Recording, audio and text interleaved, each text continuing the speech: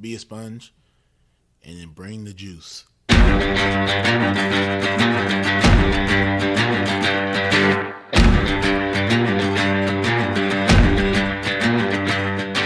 By focusing on your improvement, by focusing on your progress, and eliminating any fixed mindset that you may have and acts of perfectionism, then you encourage your own mastery. On some level, we do what we want to do 24 hours a day. Now, sometimes it may not seem like that, but if I'm choosing to work instead of sleep, what I'm actually saying is keeping my job is more important than sleeping.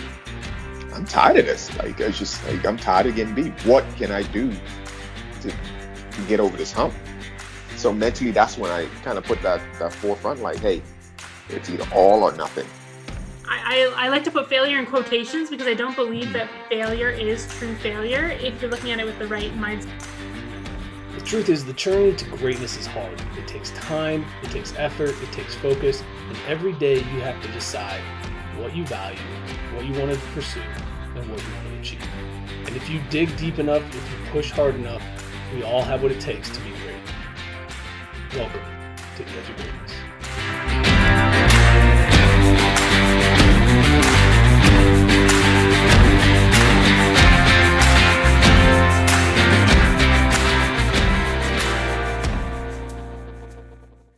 Hello and welcome back to another episode of the Edge of Greatness podcast. I'm your host, Charles Schultz, and today I am joined by Marsh Buice, host of the Sales Life podcast, one of the top 5% podcasts in the world. Thank you so much, Marsh, for taking time and joining me today. I'm really excited to have you on. Coach, it's my pleasure, man. Thanks for making time for me, and so honored to be here, brother. Awesome. Well, I want to start with something that you posted on Twitter a little bit ago. You posted a picture of a pad of paper and a pen saying that this will get you anywhere you want to go in life. What I want to know is, how do you use this tool to set yourself ahead of the competition and give you an edge? Great lead off question, man. The pad and paper has literally saved my life. What I struggled with for so many years, Coach, was the journaling aspect. And I read different books on how to journal and journaling for gratitude, and all that was good, man. I lack the consistency. So it's really funny how life kind of works out, because it was at the time when I was bottomed out in life. I was demoted, I was bankrupt, I was going through a divorce, and I was at Skid Row, man. And really, Coach, I really wasn't sure if I could go on. And the only thing I had was a library card and a pad of paper. And what I started doing is because I didn't have money to buy books. So I would go to the library and I would check out books and I would read them, and I would get up early in the morning and I would write word for word what I just read. I mean, word for word, not knowing where it was going to take me. But what it did is it helped me. I was drafting off someone else's thoughts until I could adopt my own voice. And once I started doing that, Coach, it ended up leading to me starting the Sales Life in October of 2017.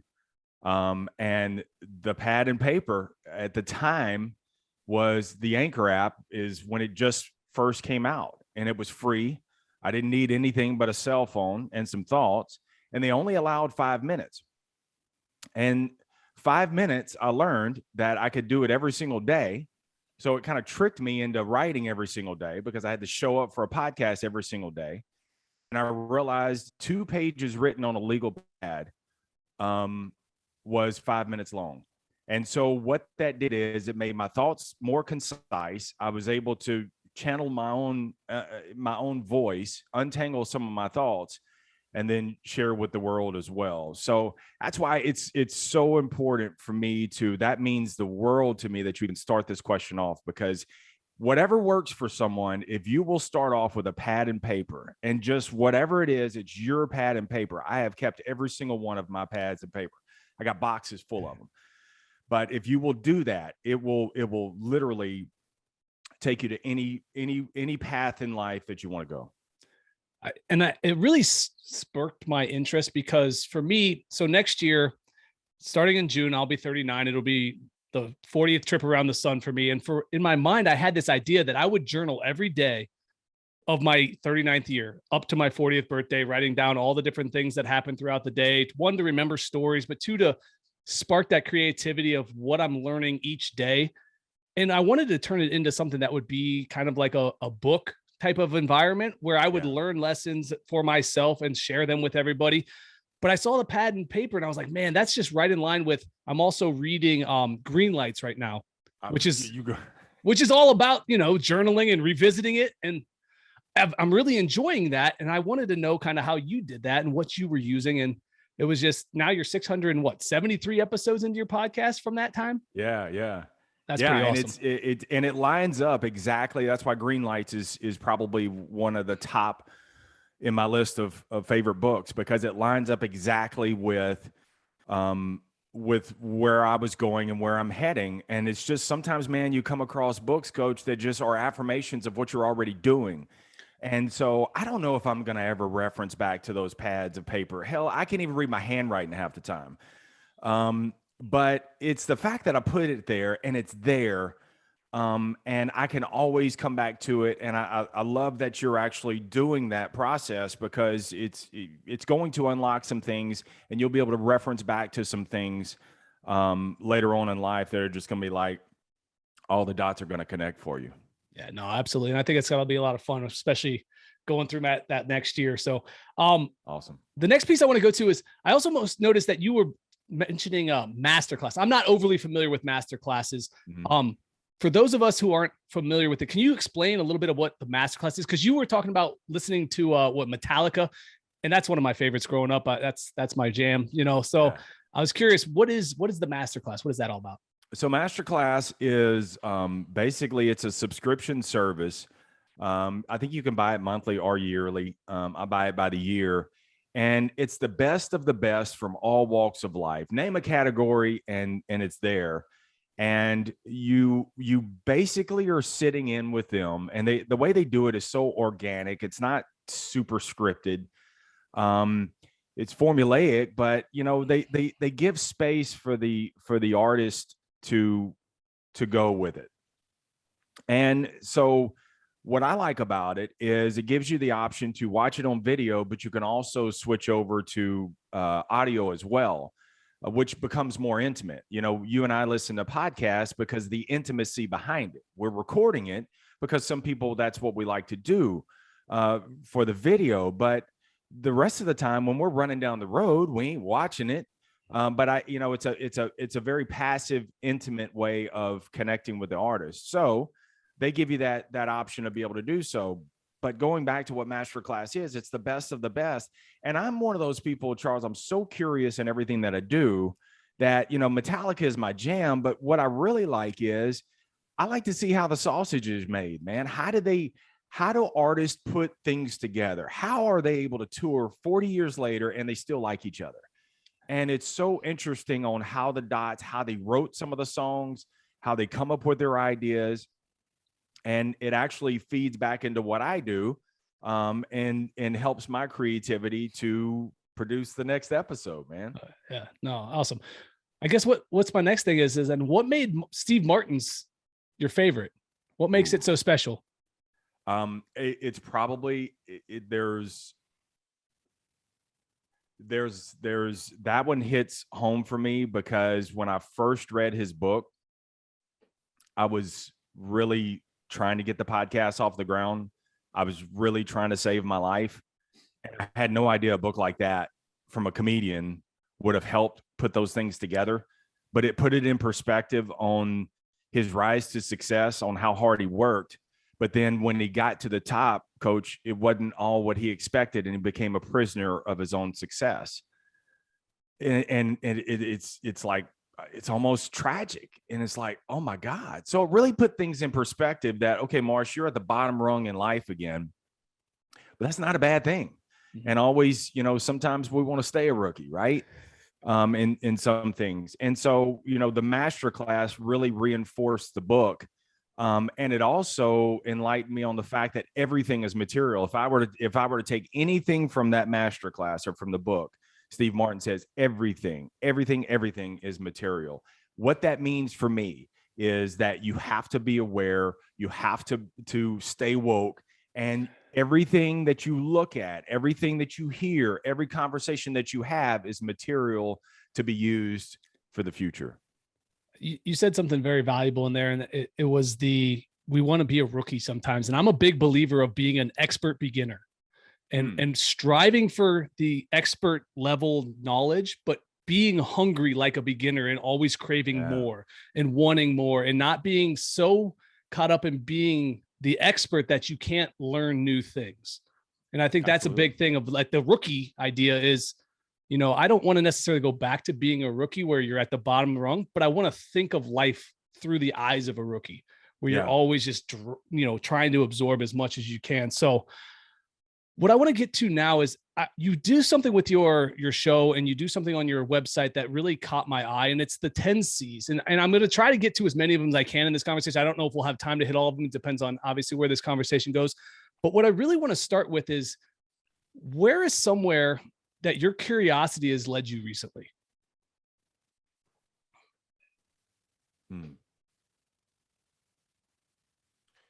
Where has the curiosity led me? The curiosity for me is being able to connect with artists and authors that I never dreamed I would be able to. And having that curiosity of being able to read what they wrote, pour their heart out, and then connecting with them to have a conversation about it is so special to me. Because had I not, had the Sales Life podcast, it wouldn't have opened up the doorways for me to come up with new material. It forces me with the creativity. It forces me to ask questions. And then the curiosity leads to great connections, and they don't even have to be well-known people, Coach. I mean, some of them are just connections that I've met along the way in Twitter.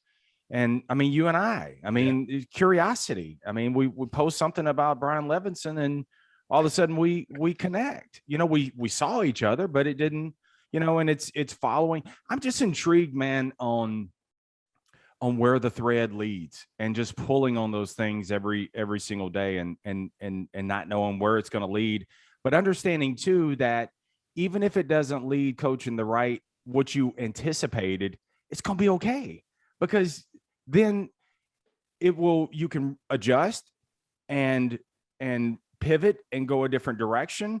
Or sometimes you have to fail at this point in order to get to the next point, but you had to fail right here for these things to later coincide.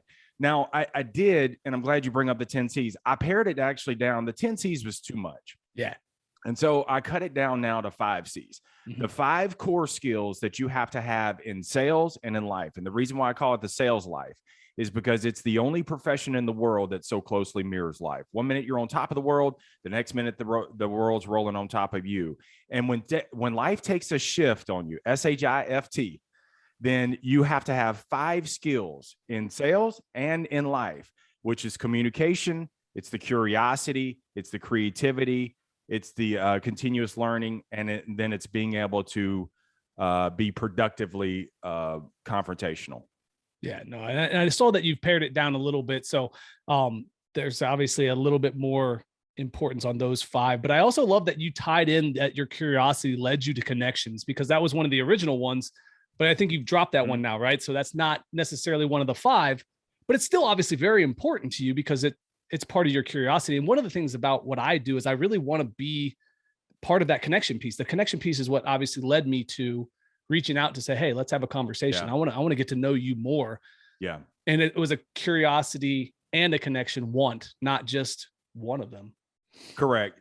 And the reason why I didn't drop connection, really, I folded it into communication. So when I started paring it down, I think if you're, the only way you're going to connect is through communication. So you got to communicate, you got to open your mouth, you got to say what you want. And that's what leads to connections anyway. So I basically took some of the 10 C's, and I folded them. They didn't go away, but I folded them into something more concise. That way, on one hand, these things, where am I lacking? Where do I need to go? What's janky with me right now? It's one of these 5. Do you think most people have one area in the 5 that needs more attention than others? 100%. These are what I call your competitive advantages. And so some people, I am not, one thing, it's very tough for me to spark a conversation, believe it or not. By sales, by profession, I'm outgoing. But if I'm just in a room, hand me a Bud Light, I'll sit in the corner and I won't say anything. I'm more of just kind of an analyzer, and I will sit there. I'm not Mr. Work the Room, even though I come across that way sometimes with the podcast and also with this, with my profession. But also, it's these things that, there are some other things. So in the communication part of it, that is a competitive advantage for me. I know how to communicate. I can get on the mic and I can unpack my thoughts. I have learned to I'm always a continuous learner. So that's a competitive advantage for me. But the communication is also what helped me become a better confrontational person. Many things that have eroded in my life, Coach, was because I ran away from things, and I was not confrontational. And confrontational sometimes has a bad rap. When you think of confrontational, you think, oh, you want some of this? It's not that. It's really just not accepting. And it's really calling out some things and saying, either I got to be real with myself, or, hey, I don't like the direction that you and I are going, and we need to have a conversation about that. So it's confronting those things also. So those things, all of us have. Out of those 5, you have a competitive advantage, 1, 2, or 3. But also, you can use, if you have 2 of them, of the 5, Coach, then you can use the 2 strengths that you have to help develop the other 3 that you lack. I love that. Because for me, I probably would say that if I was to struggle the most at one, it'd be productive confrontation. I don't like confrontation, and I don't know why exactly, because I'm not afraid to speak my mind or hold my ground, or to even listen to what other people have to say and change my mind. That's not really a problem for me. I just don't like being in that environment. It just makes me uneasy, and I'm not sure where should I turn to improve that, because I do think that that's a valuable lesson to learn and skill to have, because life is about communicating, like you said, but it's also about understanding where people are coming from and being able to explain where you're coming from and come closer together. But you can't have that if you're not some level of confrontational and then able to have some common discord afterwards. Because I think what's in between there? Curiosity. Ah, okay. I like that. So it's the link in the chain. Okay. And so you have to, as a continuous learner, then if I confront something, but I'm a continuous learner, that's interesting. Tell me your point of view. Mm-hmm. It's the curiosity with the continuous learning. And then it's being creative, where they say something, you're like, well, have you ever thought about this? Too often, man, we want our point of view to be the only point of view. And dude, I've sat down with some racist people. I've sat down with some people who hate different presidents. I'm not here to change your mind. I'm not here to do any of that. But I'm interested to know how you think and what has led you to thinking that way. And a lot of it's just fear-based. A lot of it, dude, is they didn't confront. So, let me ask you this. When you hear the word confrontation, what is that? What's the banging drum to that? Negative or positive? I think for me, the problem is I see it as a negative, because I see 2 people almost like if you're looking at an angry cartoon and they're squaring off, not that they're actually going to fight, but they're so stuck in their thought process that they're not willing to bend. And I think that part of that stems from me seeing so many people oh, I'm cutting off relationships, or I'm ending this this conversation, and you're no longer my friend, because of this strong divide that we've created in our country and in where we're at in life, Yeah. that people are so stuck, like you said, on having it be their way. Yeah. Or your way has to be my way, that we aren't willing to be curious or listen or adjust.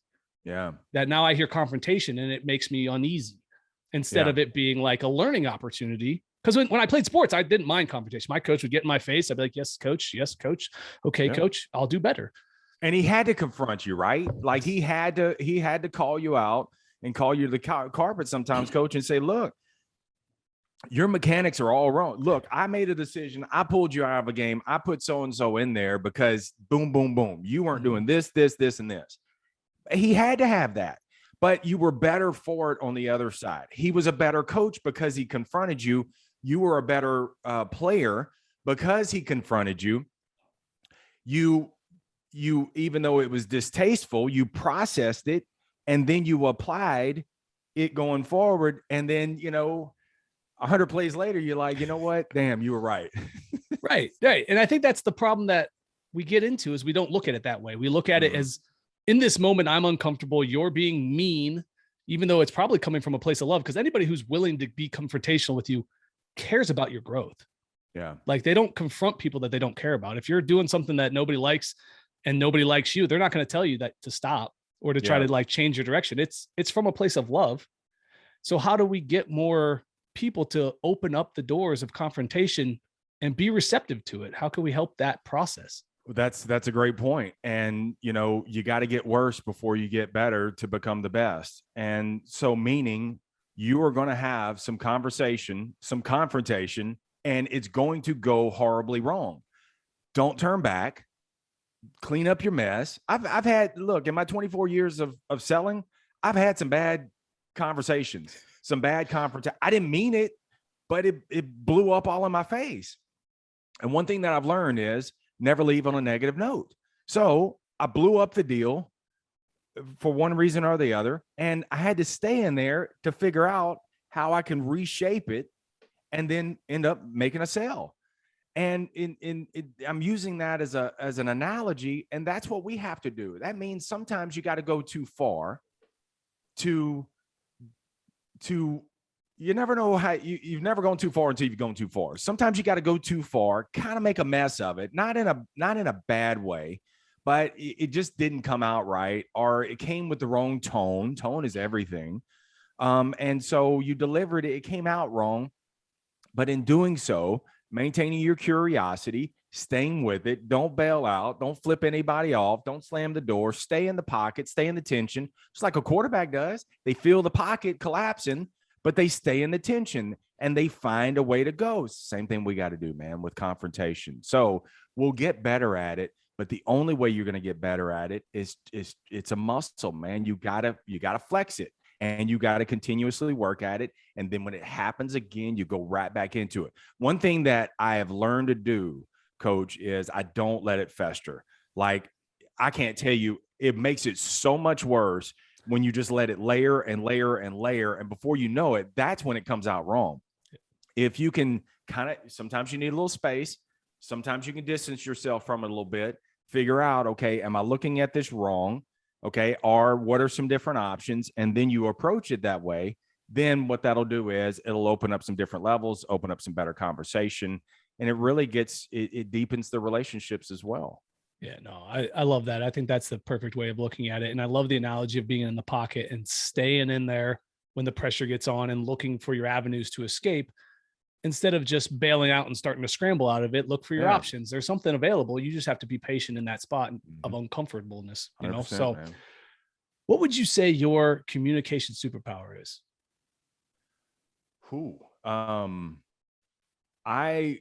My superpower is being able to let me just break it down to one thing. I have a superpower. I have a superpower of being able to hear a podcast and bending it into a message that I can deliver on the spot. That is something I get a certain sense. And I listen to most podcasts at 1.5 times speed, sometimes 2 times speed, but it will literally snatch me, Coach. And I'll be running, I'll be exercising, I'll be, getting ready for a deal, whatever. And I'll hear it and I'm like, boom, that's it. And I have a knack for being able to take things out of thin air and saying, boom, this is where I'm going with it, because this is what it means to me. I love that. And I enjoy listening to the way that you present your stories, because it feels like you've scripted, but loosely scripted these conversations that you're having with us, but it feels so authentic and genuine. And I love the way that it comes across. And it definitely feels like you're just grabbing things and going, this is how we can help you develop and grow and be more. And it's just a unique way of delivering a message. And I've really enjoyed that process. So that's cool. I like that way that you are able to just snatch that up and do that. I appreciate that. Yeah, I do. I write my podcast out. Okay. Because I don't want to ramble. And my podcast, the way I call it a commute podcast, but aside from interviews, I try to keep them less than 15 minutes, which is about 4 pages on a legal pad of paper. So, but what it does is it forces me to be concise, deliver a message, get your meaning across. And, I used to say, to get you in, get you out, and get you on with your life. That was my mantra. So when you hear the Sales Life, welcome to the Sales Life, I'm going to get you in, get you out, and get you on with your life. I can't rock with you for 3 hours. I hate 3-hour podcasts. I don't listen to the 3-hour podcast. I don't think that's the best use of someone's time. So I do write the podcast out, but they are my thoughts. But it keeps me on track, so that way I can deliver it in a concise manner. Yeah, no. Has anyone ever told you that you would make a great book on tape voice? No, man. I really did. I was listening to your podcast on the way home, and just having that conversation right now would make that thought come back to mind. But I was listening to your episode on the way home today when I was getting ready for the conversation. I was like, dude, I could listen to this guy on a book on tape for sure all day long. It'd be great. I thought it was hilarious. So appreciate that. So the big one for me is I hear a lot of times when I'm looking and talking to people that they feel like they don't have a creative bone in their body. They struggle with the creativeness. So what do you tell somebody who comes to you and goes, I have no creativity? Can you cuss on your you can cuss on the podcast. Bullshit. Everybody is creative, man. Every one of us have a superpower, coach. Every single one of us. It may not be on a mic. It may not be on a legal pad. It may not be on a canvas, but you're creative. You're creative when you take that young player and you sculpt and develop him, and you see something in him that he doesn't see. That's creativity at its finest. You are sculpting your family. That's creative. And there is something that you like to do. I'm creative in sales. I was just writing this morning. One thing I love about the car business is I have no idea what I'm walking into every day. The uncertainty is what fuels my flames. I love the uncertainty. I have no idea what's going to happen, but I also know that there's no limits to it either. So I have to be creative in being able to piece something out of nowhere. Shortages come about, storms roll in, life steps in, family problems, whatever, but I still got to produce. I got to be resourceful. And so every one of us, man, you have a creativity, but first of all, stop saying you're not creative, because many times when people say they're not creative, coach, it's because they're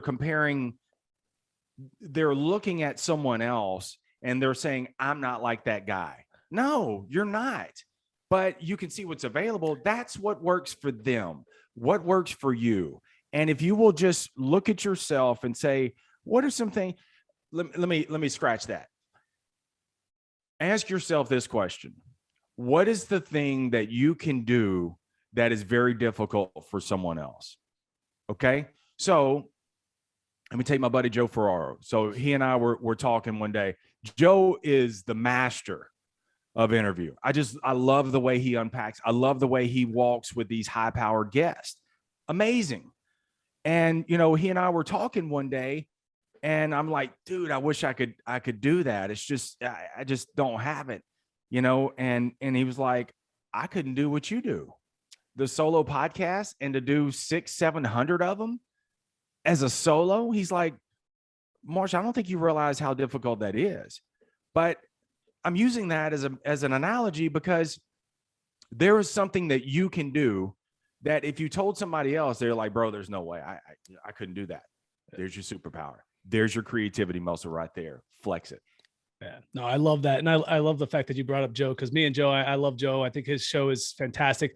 I actually try to model my question styles and stuff as much as I possibly can off of his, with adding in obviously my own twist, because nobody wants to hear a repeat episode of something that they heard somewhere else. But you're right. He unpacks it. He gets it. That's his superpower, where, like you said, you are a storyteller.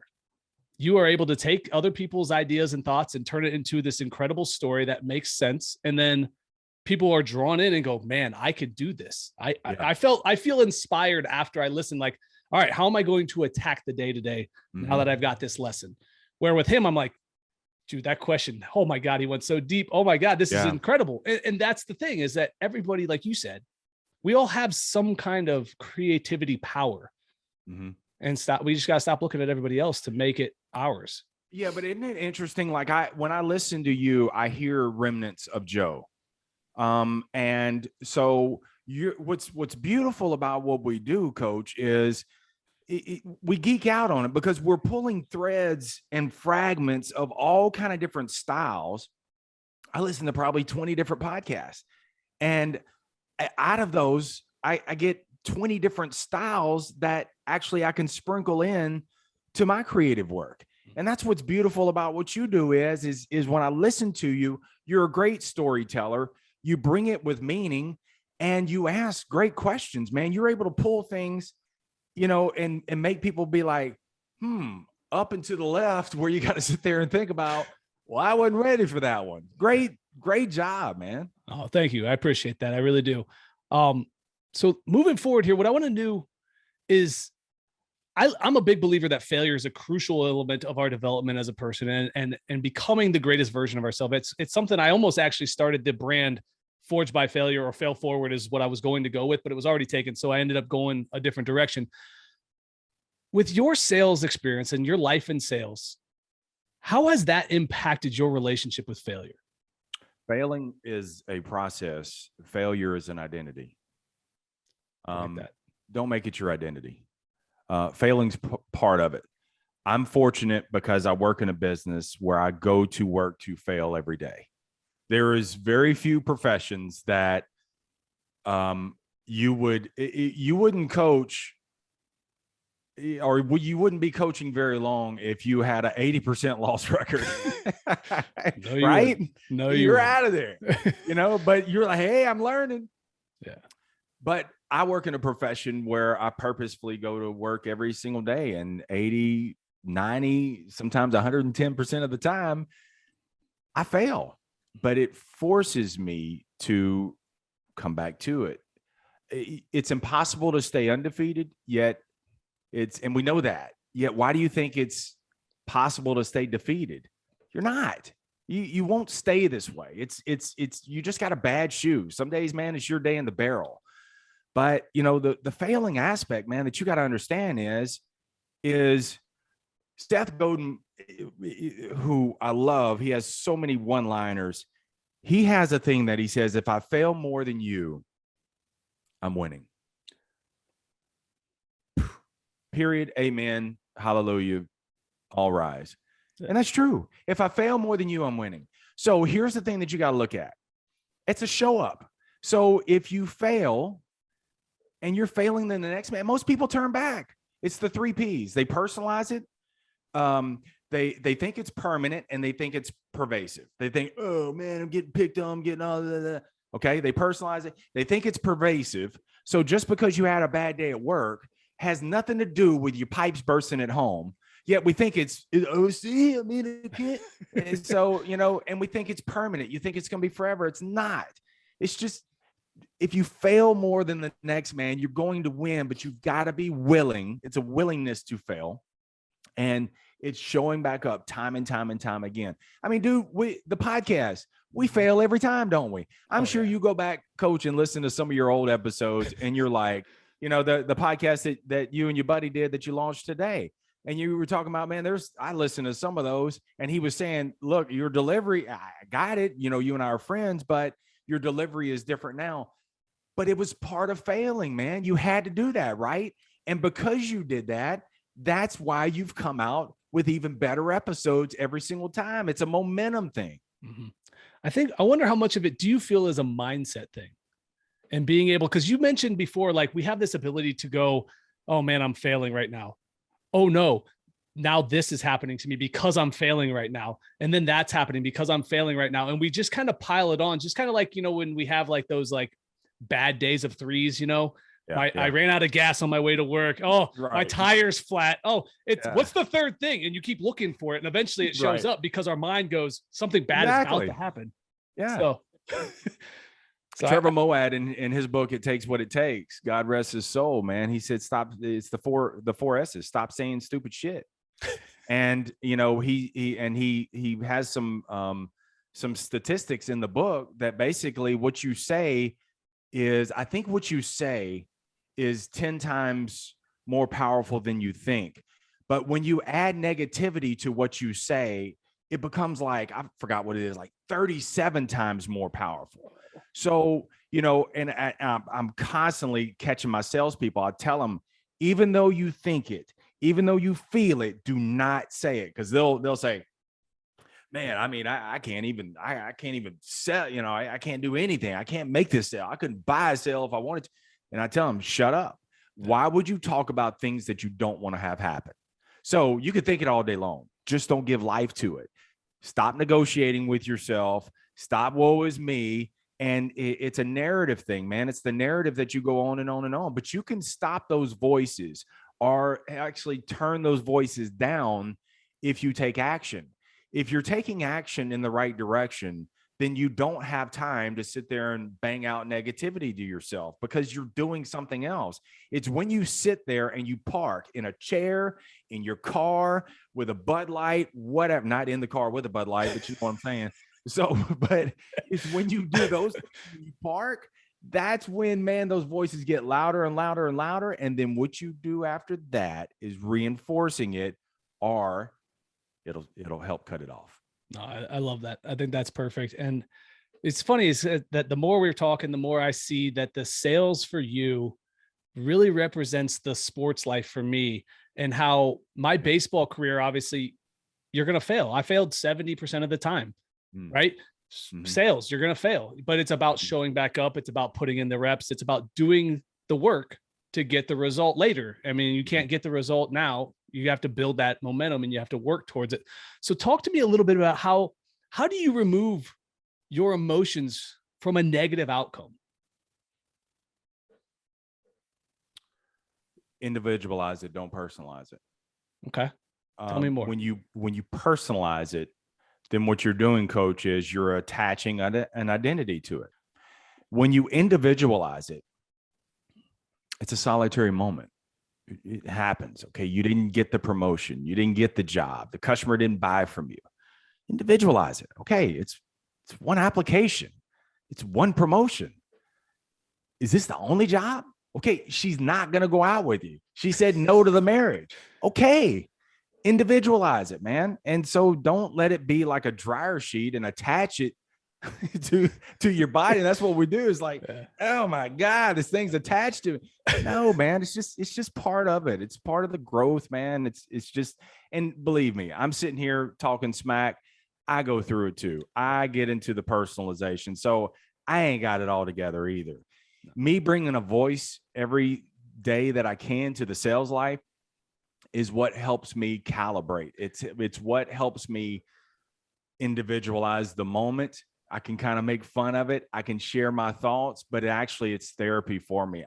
When I started the podcast, Charles, I told people, this isn't for you. This is for me. Mm-hmm. And I just turn on the mic so that way you can eavesdrop, because you know what? You may be going through something that if it ain't the same, it rhymes. And so, and that's the way, it's an individual episode, man. Let's put it in the podcast. It's another episode. One episode may not have anything to do with the other one. And so that's what we have to do also is we have to, it's an individual wrapper, man. Wrap that up. What can you carry the lessons over, not the losses? Put some handles on the losses. We hold the losses and they sink us, right?